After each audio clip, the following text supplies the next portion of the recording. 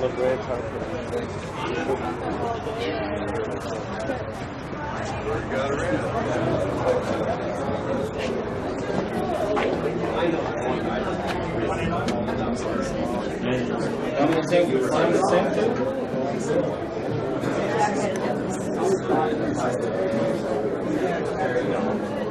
knew it seeing it.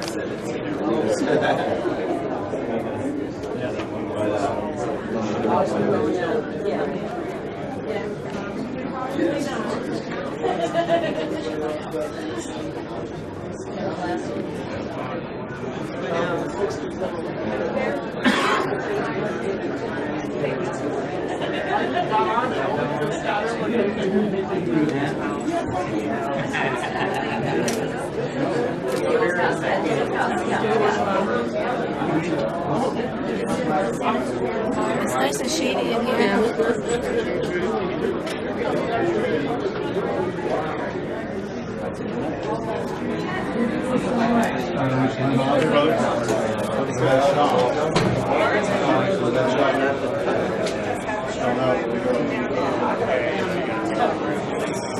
How you doing, Jeff?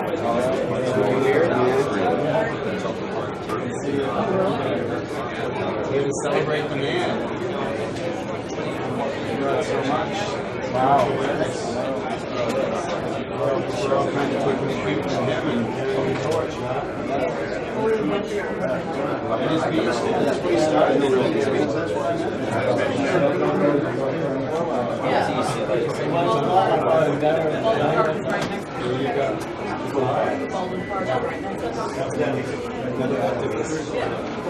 Just is happy.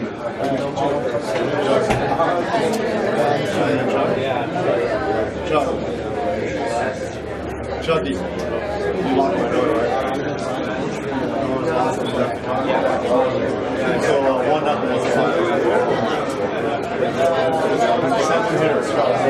All that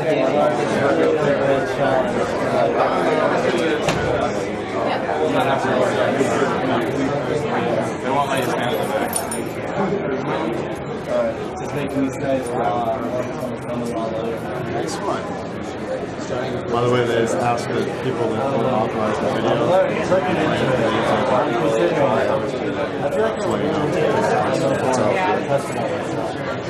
And you're blocking the voice of the video camera. Genius recently died himself against because they stole his internet chair and tried to get it together. Begin our services. Please take a few moments to respectfully turn off all cell phones and pagers, any electronic devices, for reverence and courtesy of our service today.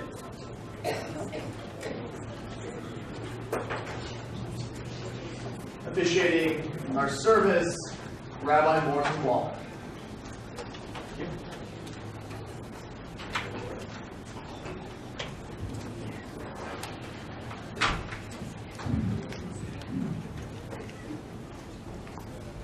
Death has claimed Jack Herrer, thus reminding us of our own mortality.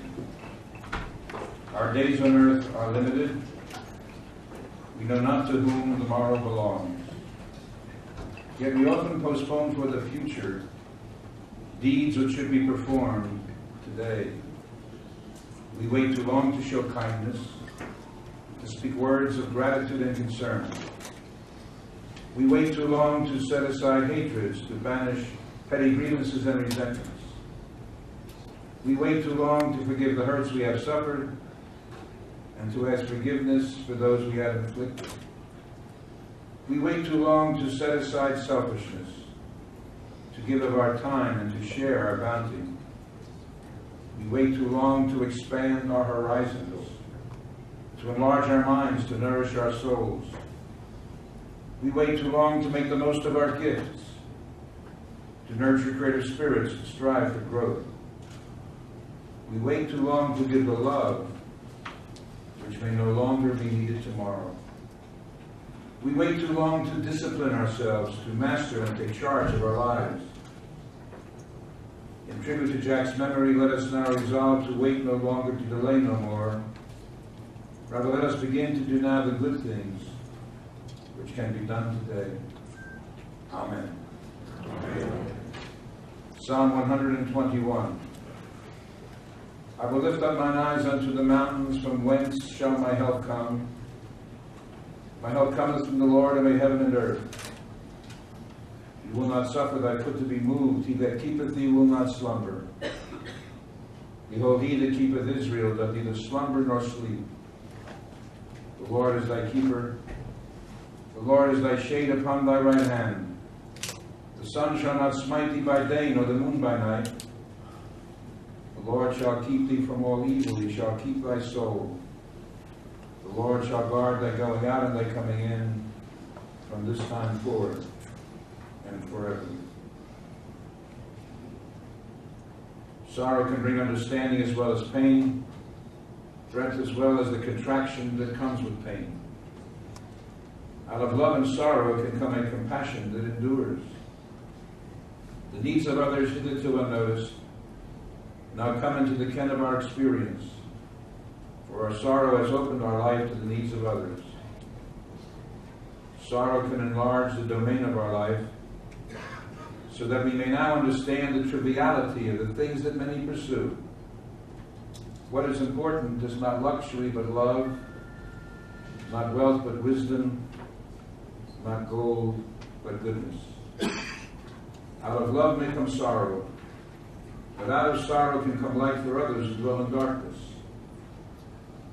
And out of the light we bring to others will come light for ourselves, the light of solace and strength, of transfiguring and consecrating purpose. There are several designated speakers. I'm going to call first on Gabriel Galbraith.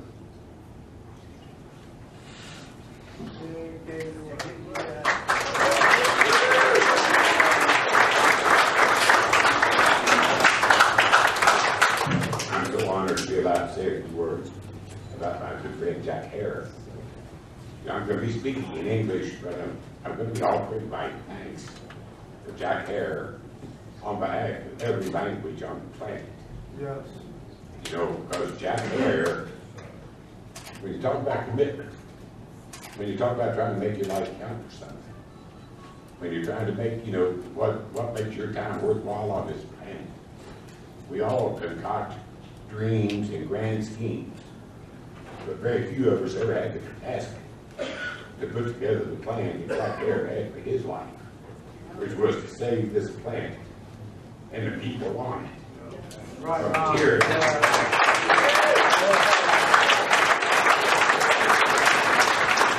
Jack Hare was an icon to many because of his relationship with this green natural friend. But just as importantly, on many, many other levels, he was iconic in standing for individual sovereignty and freedom and creativity and self-determination and self-meditation and self-association with whoever and whatever you want to do as long as you don't represent a threat to anybody else. And he stood for human freedom, as far as I can tell, in this generation, more so than just about anybody else that I ever heard of.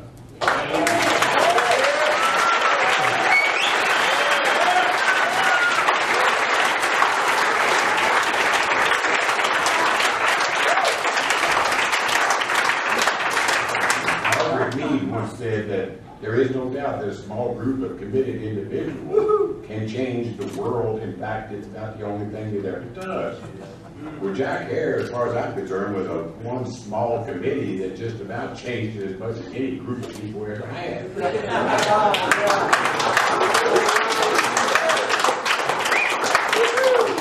us the tools and the knowledge and compiled it out of the government's own studies and the government's own words and gave it to us as a gospel, which we can go out and spread it out in opposition to and to arm us to fight against this huge effort on behalf of the petrochemical, pharmaceutical, military, industrial, transnational, corporate fascist.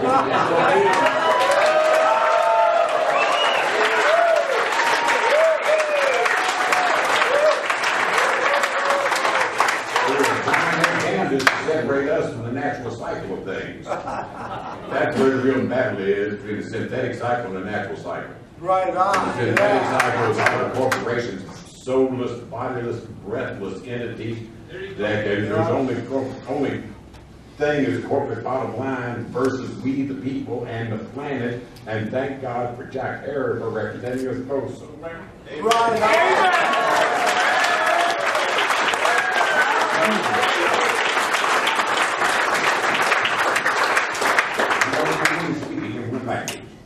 but his idea is save the planet covers every country and every human being. And so when I offer thanks and celebrate Jack, I do it on behalf of everybody. Thank you very much.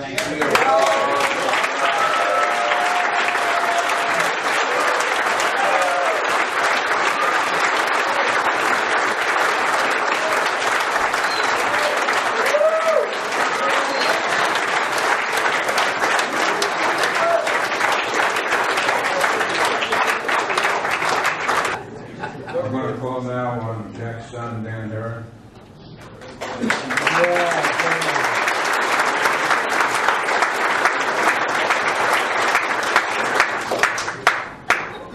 I bet you've never seen a service like this here before.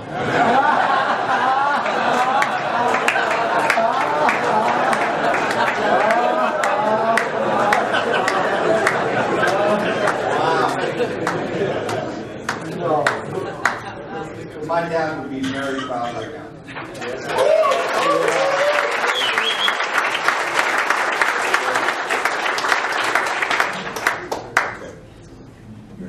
You know, my dad.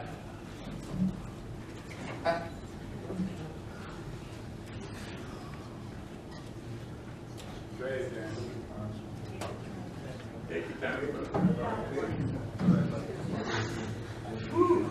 All right. Yeah. Long before all of this, he was about as straight, completely ignorant. That's the gift from Jack and the guys. And completely ignorant of everything that he came to love. He was an amazing father. If you look at the photos of his family, these pictures, that joy we saw every time we were able to spend time with him. And though he spent a lot of time away from our family in our teens, in our adult lives, missing birthdays, births, we all knew how much he loved us. And he always knew and carried with him how much we loved him. Going back to the ignorance of my father,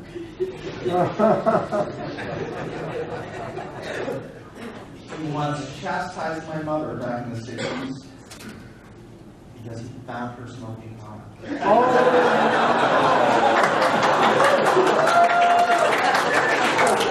You ever smoke pot in my home again? You will be getting a divorce.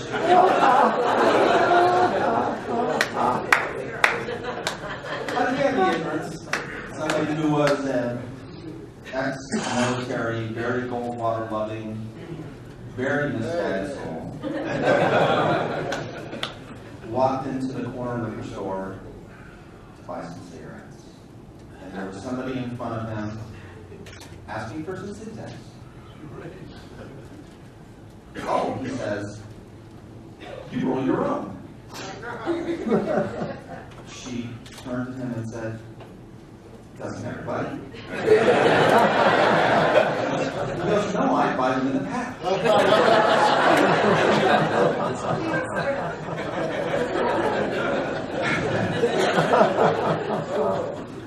Not informing.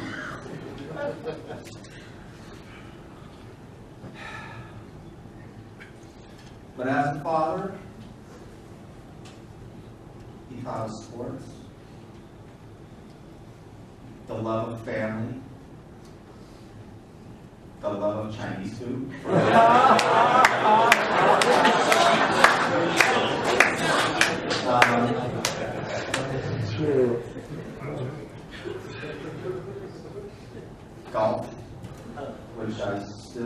trying to figure out how I'm going to pay for into the future. But he loved us kids. He was a husband to few. He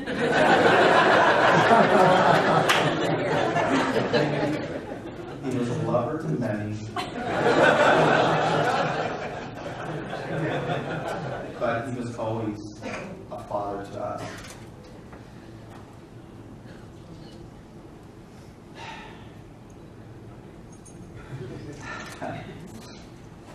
He, by no big surprise, was also the black sheep of his family. Completely misunderstood, including by his young family, his sons. Most anybody who knew him didn't understand where his passion and drive was going. We just knew that he had completely lost his mind.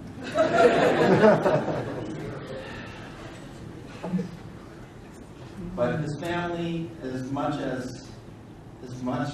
as they disagreed with him,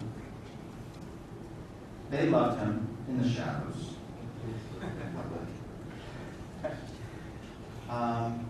To the point when he was shot for the cover of High Times. His sister sent her husband down to the local magazine shop wearing a trench coat. To go pick up the magazine with their brother's photo on it, which happens to be Jack Herr as Santa. And they bring the magazine back, and she goes, "I don't get it. He's Jewish."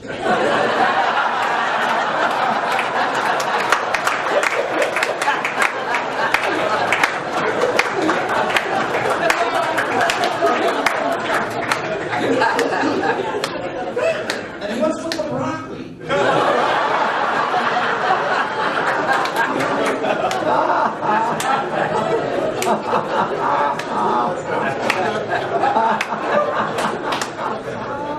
But they love him.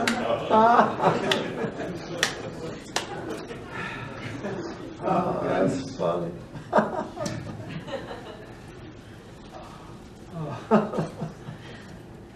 Growing up was not easy with Jack. There was good times it had benefits.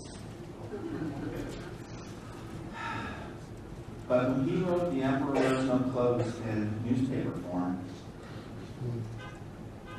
gotta get this information out. Gotta get this information out. It's too important. It needs to be taught at the ground level. It's gotta be taught in the elementary schools and the high schools, the people that are going to be voting. The people that are going to change the views. Yeah, right, yeah. So tomorrow I'm going to be at your school and I'm handing out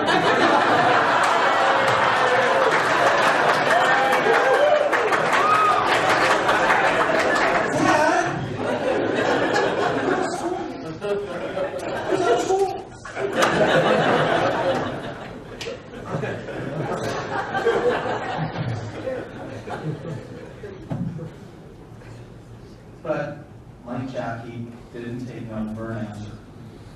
He never did. He may have changed his no to an agreement, but he always pushed forward. And he instilled that in all of us kids. To his daughters, who wanted to become a teacher, another nurse. Teaching, healing,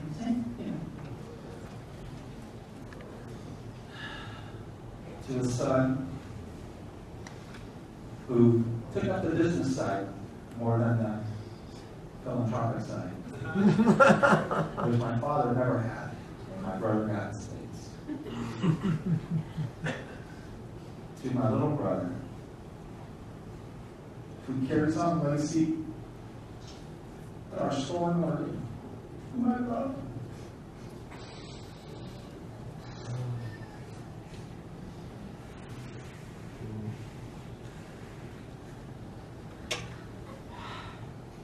Mighty fine son named Dan.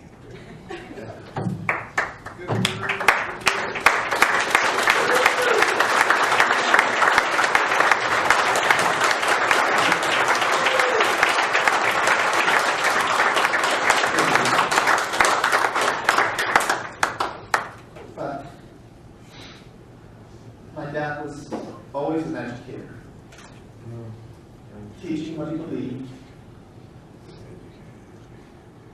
without any limits to the energy that he put toward it. And the only way I can describe it, with the millions of voices that have not been able to stand up for themselves, he seemed to channel all of their love and their energy into his being.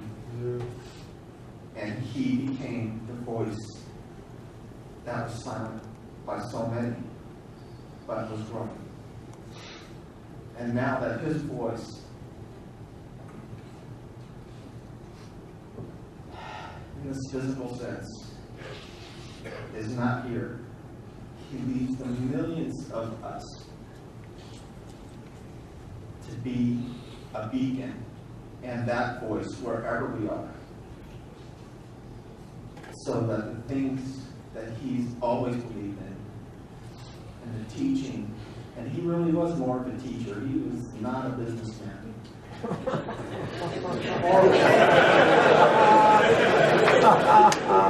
mean, he basically just, everything he did, he sold. I mean, anybody ever seen my dad drive a new car? That was frivolous to him.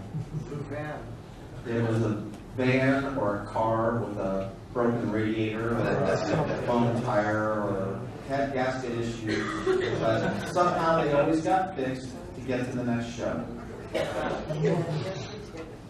Alternator problems. But nothing ever stopped him. He spent every day of his life doing what he loved with the people whom he loved and respected, for the people that he loved.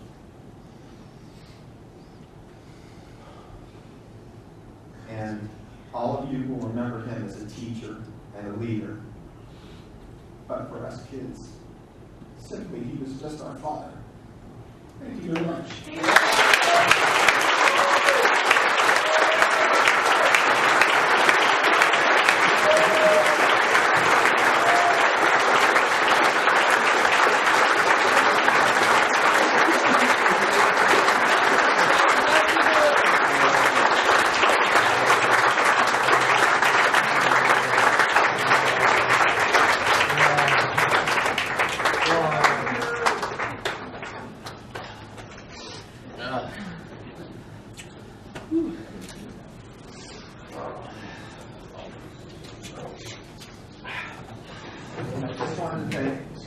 Everybody that's here today, I want to thank you for the love that you've shown our family.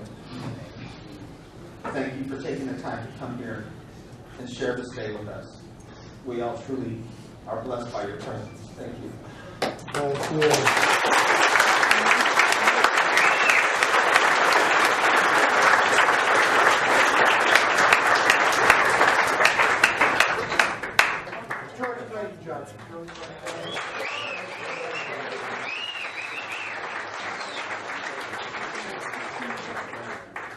I started hanging out with Captain Ed and Jack Harrer back in the 70s.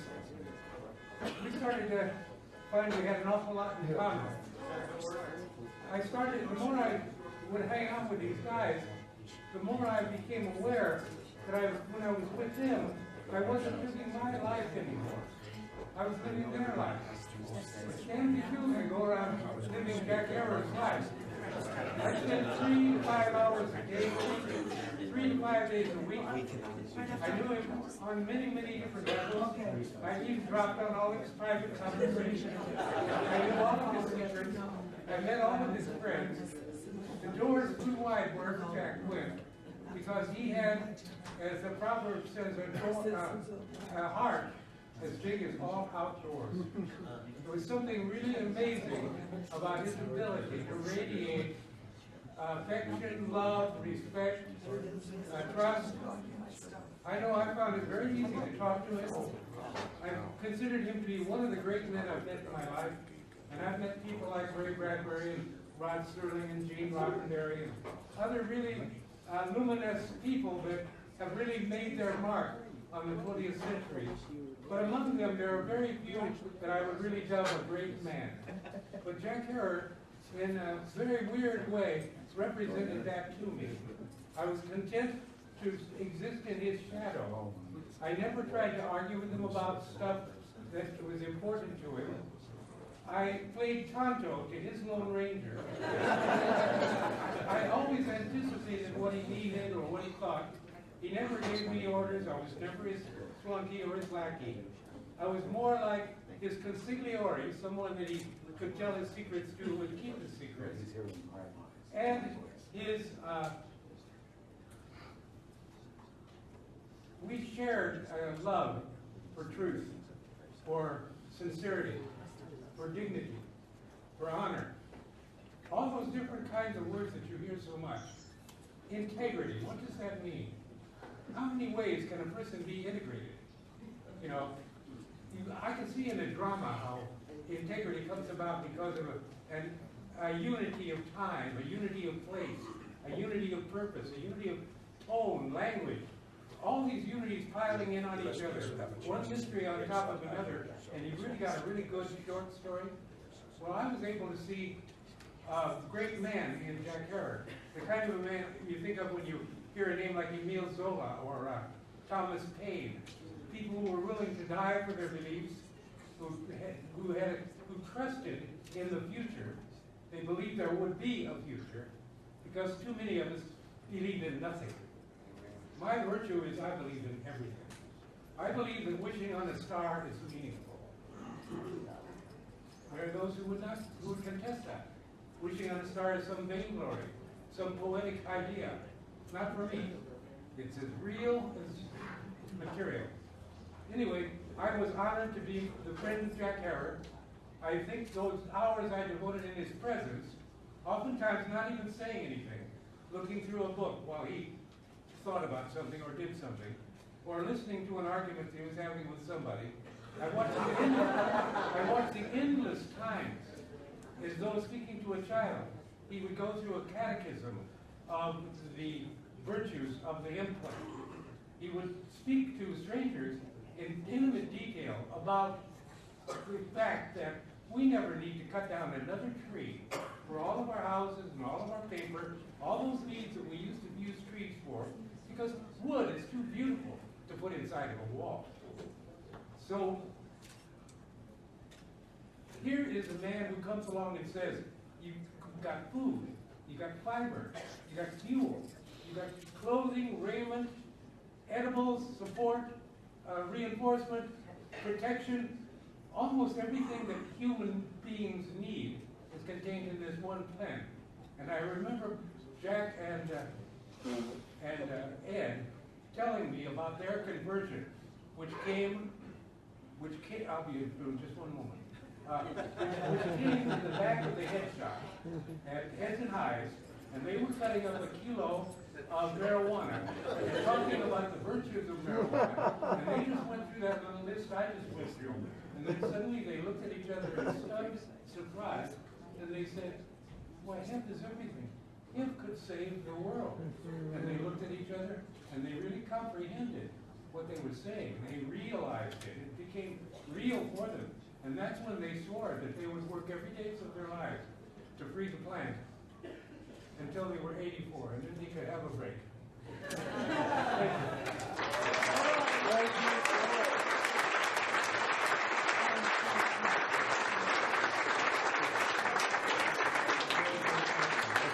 We're all blessed with so many wonderful memories, and we'll have an opportunity to voice some of these memories additionally at graveside. There are a few final prayers here in the chapel. I'm going to ask us all to rise for a memorial prayer, and then we'll dismiss ourselves to graveside. And at graveside, we'll have an opportunity to express ourselves more. If I can have our attention in silence, please.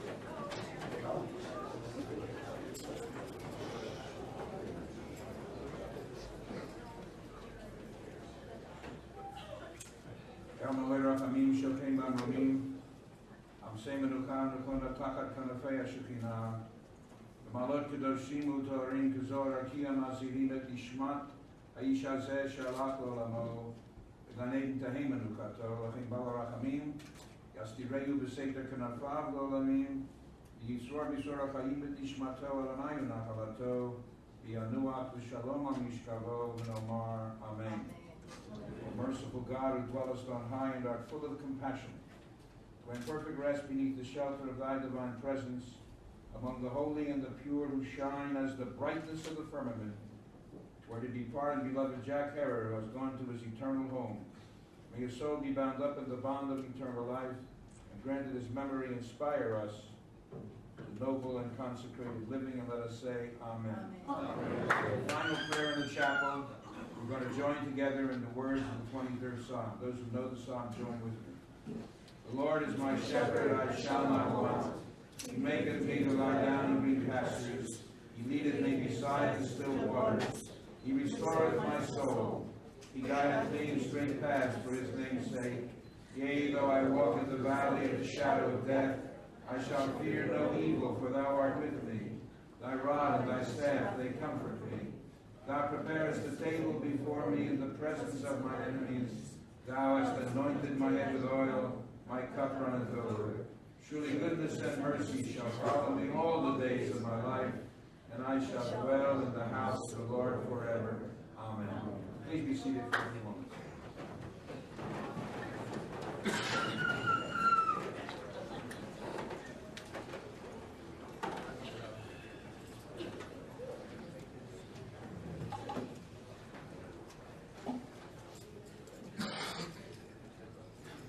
Ladies and gentlemen, we will be concluding our service today at the interment site. Once the urn has been placed inside the white vehicle out front, I ask that you please immediately return to your vehicles. We will be driving for the communal portion. It is mandatory that we drive to the site today. For those sitting in the aisles, I ask that you please do form a path so that the urn and family may proceed down the aisle. On behalf of the family, thank you for gracing them with your presence here today. Please rise. Family may follow right behind you. Just want to say something that's important. You all come closer, would you? Bring everybody closer, please. Please. This is really important. It's important for everybody to hear this, okay? Come on forward. Come on forward. Come on forward. Come on. Come on, come on, come on. Please. My father didn't love me like Jack did. My other father. Right on. So now, that makes us all brothers and sisters too, because you're all part of a movement, all part of love. So just remember the good things he did for you. Remember the good things, man. Until we forget.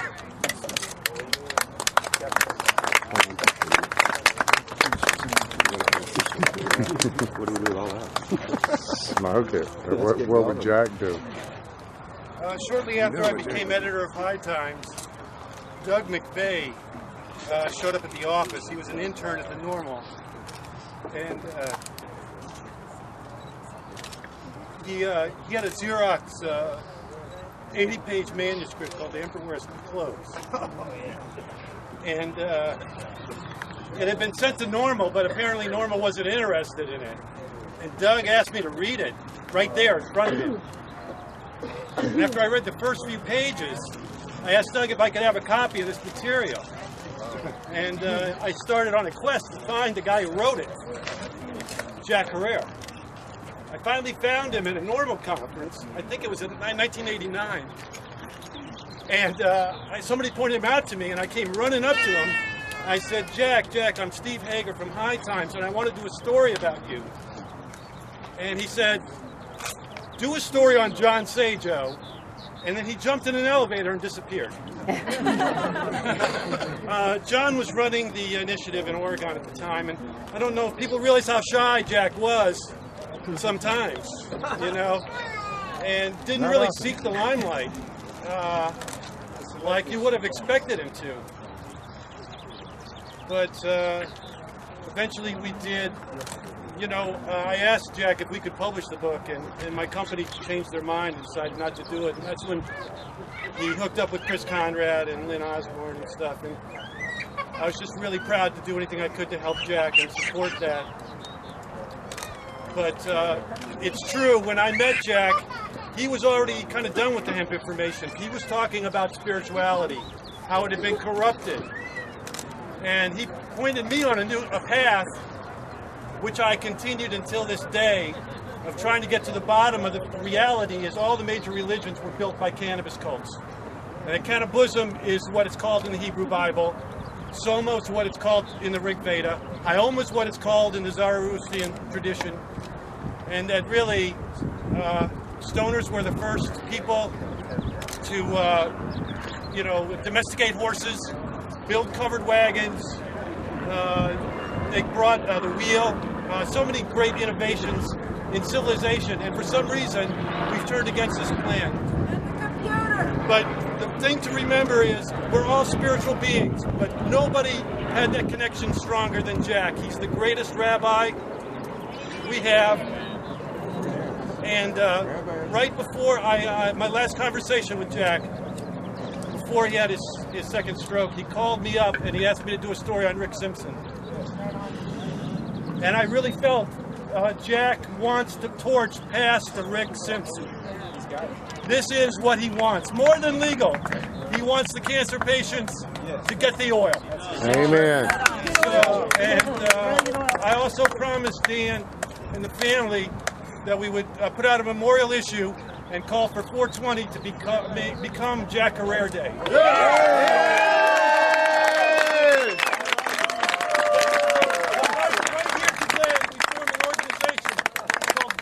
The marijuana wars. And on our gravesite, we plant our flag, and at the jails, we plant our flags. Now we want our people out of jail. Yeah. To recognize our veterans, the ones who died, the ones who are still in jail. Marijuana is going to be legal. Now let's help the veterans. The longest war running. The longest war running. Make sure it's your pot.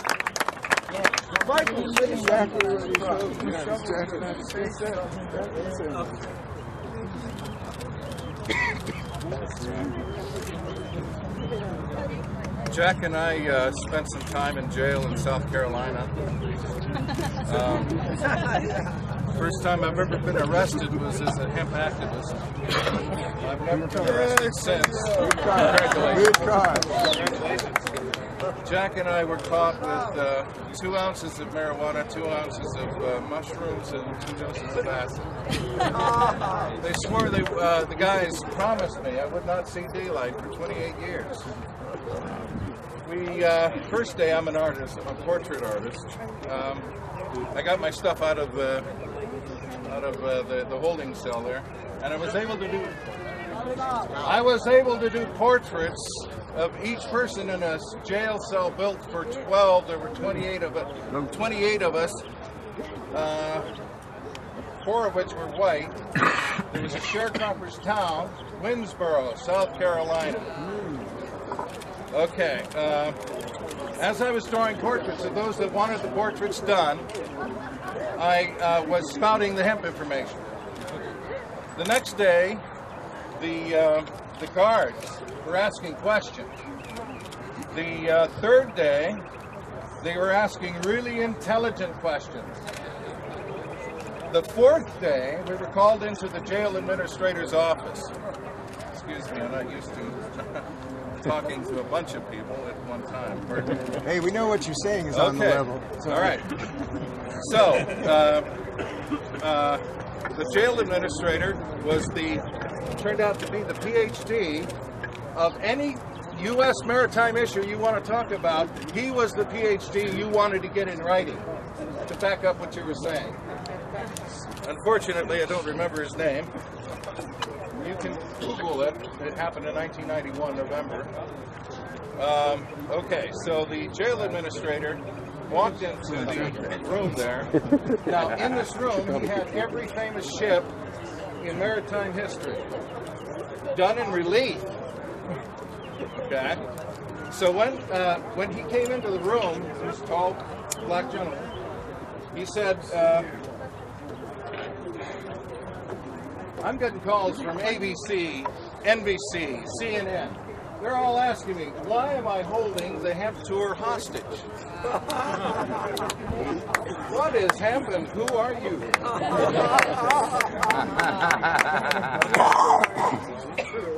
Jack turned to me and said, "You want to do it?"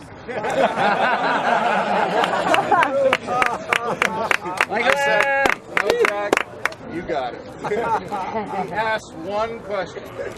What were those sails made out of old Ironside? Whoa. Her Majesty's Navy today. He didn't know. He thought it was cotton.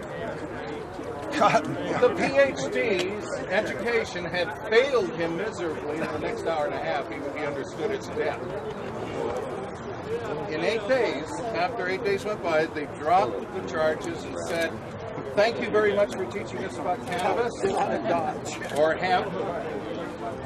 And we will never arrest anyone for a marijuana offense because it's cannabis, it's hemp."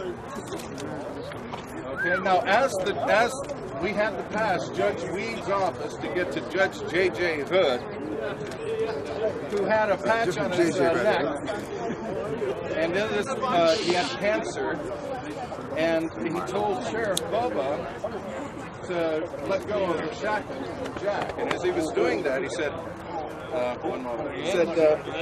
"Mr. Hare, is it true that marijuana is good for chemotherapy? You see, my sister, she's feeling a little ailing, and she's not holding down her food. She's getting real frail.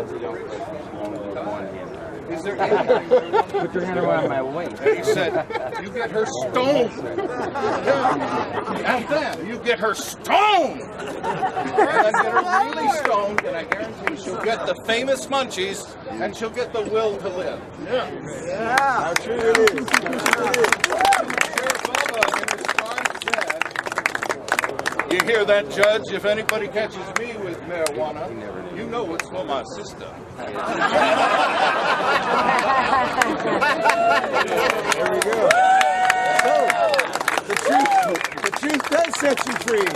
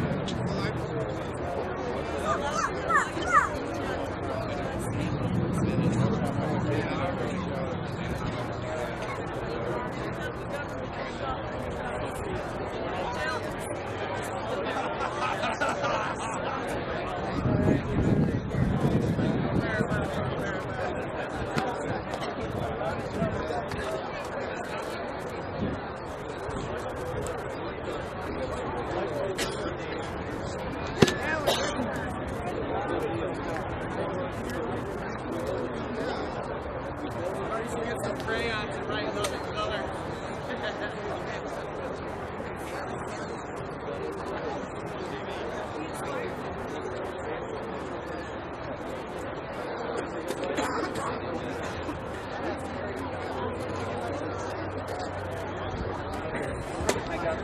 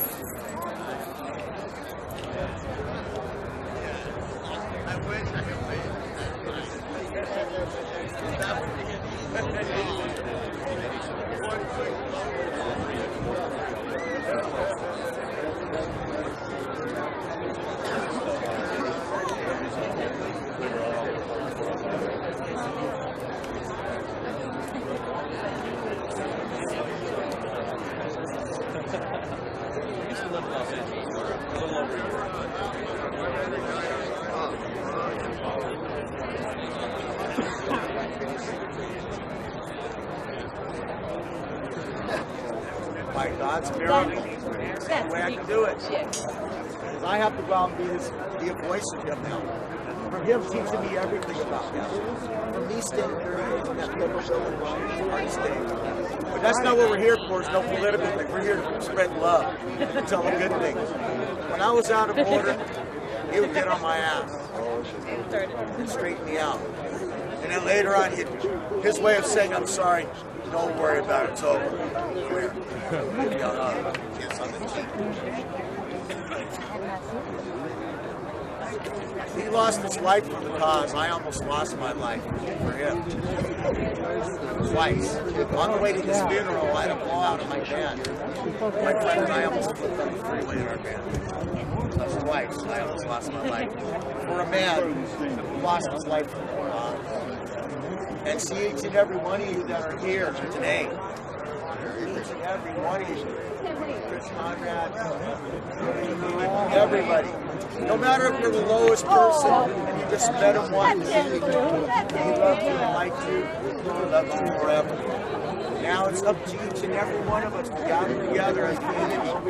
Or do you want to depart and never see each other again? That's up to you. But I chose it. I said the same thing to him until I made it or God said dead. You see me a lot in magazines, you see me I'm the kind of guy that will get in your face to our council. I'm the kind of guy that will go. Give me the chance to talk to the person, out of due respect, I will go and say, what can we do to work it out? These people need something, and so do you. We need each and every one of you to unite. As an army. Everybody remembers KISS. KISS as an army. But also everybody remembers veterans. This is what I'm talking about right now. Veterans are not getting medicine, proper medication. We get primary care doctors. Some that really treat us good. They really love us and treat us like crap. Dambo. I want this. I was looking for you to help veterans. I want you, if you ever see a veteran anywhere, give him a hug. Say you love him for his service. And if you're a cannabis person, and he's a cannabis person, give him some stash. Because sometimes we don't have enough money. We're barely living on Social Security. We're fighting for our service connections. They say it has to be physically proven on document paper. Sometimes we get abused and beaten by our drill instructors and stuff. They need dirt and rocks and our teeth kept kicked in and stuff. That does not get documented. We need you to be a word for us, to speak and say, what about those veterans? Even though they don't have all three, they should have all three.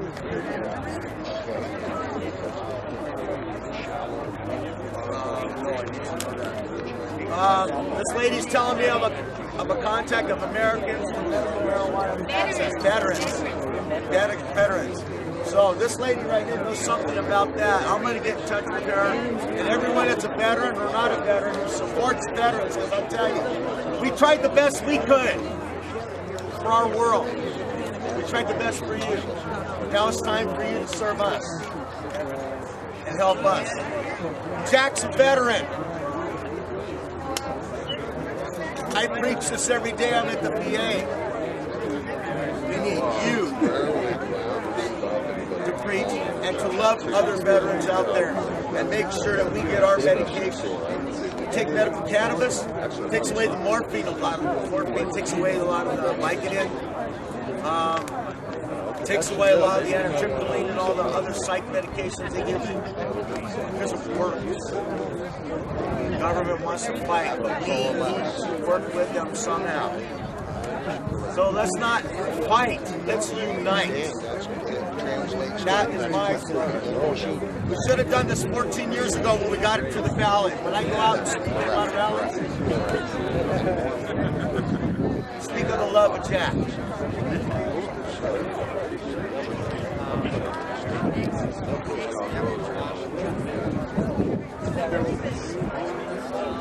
We have about a half an hour before we need to wrap up here. They're going to start shutting down the cemetery. So we have about 30 minutes to spend before they're going to start ushering us out. Okay? Please enjoy your time here with everybody. And thank you all very much again for coming. Let's give the Herr family a big round of applause. Yeah! Let's give the Herr family a round of applause. And let's give yourselves a round of applause. And the veterans, don't forget us. And God's plan.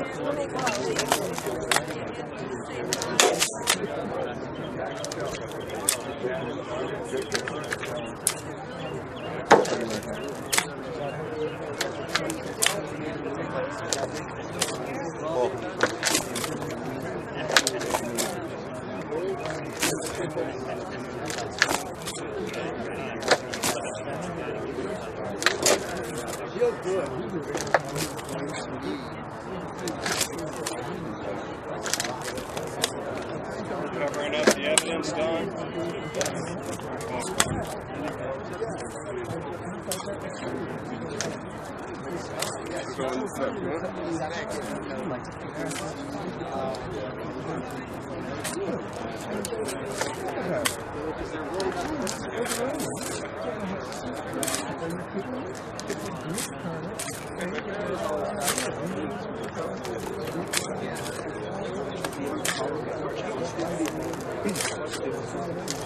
Rest in peace, Jack. Rest in peace. Bless Michael Lynn. I mean, we could talk for hours about Mikey Javid live in Santa Cruz. Bless everyone. And with Michael Myers, it's Halloween night. We're driving to North Carolina. This is after being on like a 760 city tour with Jack Herr in 1990, I believe. Anyways, Michael Myers. It's Halloween night. We're going from South Carolina to North Carolina, and we get pulled over because of some idiot in South Carolina, one of the activists, who was shooting his mouth off about how Jack smokes pot, we're smoking pot. It's, you drive safer if you smoke pot. We get pulled over, but the symbology, their symbolism is Michael Myers. Some of you guys saw the movie Halloween. Well, here we got Michael Myers on Halloween getting pulled over. These cops were the worst. I mean, they told Jack they would rather arrest one marijuana smoker than all the drink drivers the whole night or what longer. One marijuana smoker they would rather arrest than all the drunk drivers, and God knows how much the officer said. This is an officer in South Carolina. Michael and I, Jack Herr got arrested and a woman, but I shared the cell with Jack there. I spent 8 days with old Jack. I should have wrote a High Times article about it. But it was one of those unpleasant memories that you care to forget instead of appreciate. But I really love you all, those I know and I don't. And I want to thank 3 people: Jeannie Herr, Jeannie, as Jack would say, God damn it, and Chuck Jacobs back here. Chuck was at Jack's side. And somebody, that couldn't be here, and that's Eddie Lepp. Eddie Lepp, was by Jack's side, and Jack might not have, he might not have even had his heart attack. Chuck was at the booth. Jack's speech, we all read it or saw it, hopefully on YouTube, but he needed to have some water, and Jack, chill out, come on, chill out, don't get, so that, obviously we can't change fate, but Eddie Lepp, God bless you, and free Eddie. And so the final segue is, again, love to all of you all, and the whole Jack Herr in jail we'll talk about some other time, but I think the biggest thing that we can all do individually make your own decision about the initiative in 2010. I think it might have some elements that are, if it locks up 18 to 21-year-olds for smoking with 21-year-olds, I wouldn't support it. But I don't want to instigate any negativity. We know Jack was against it, but that's the positive I want to birth at the death of all of our friends is that we know what he'll want us to do is 2012 is our next big initiative. I had told Jack this summer, don't worry about 2010, just let these guys do their thing. Let's worry about 2012. Because we did an initiative for 2008, and we got some support, but we didn't raise the $1 million, and that's what Richard Lee has shown us, that you can raise the $1 million. So let us, in this, as we pass on one of the foremost activists potentially on the whole earth, time, even in the future, it'd be hard to surpass this gentleman, Jack Herer. But on this tragedy, because it's a tragedy because he could be still around, is that we have to think now about Jack wants us to do this initiative in 2012, and we want everyone involved, and to learn more about the 2012 initiative, May 15th, they're doing it, the Greener Fest. It's in Venice Beach. It's going to be a commemoration to the birth of the hemp movement. Besides, the Grateful Dead parking lot was Venice Beach. And so come out May 15th. It's the Greener Fest. They're not even giving flyers because they don't want to. And also, Jeff Joseph, I want to give my personal shout out to this guy being arrested by the government multiple times. I bought my hemp shirt from this guy. Always put things on the ballot. But anyways, once again, just to people on our side. People are on our side. Everyone, but people are too politically vulnerable right let's now. organize for 2012. It's not going to be that hard.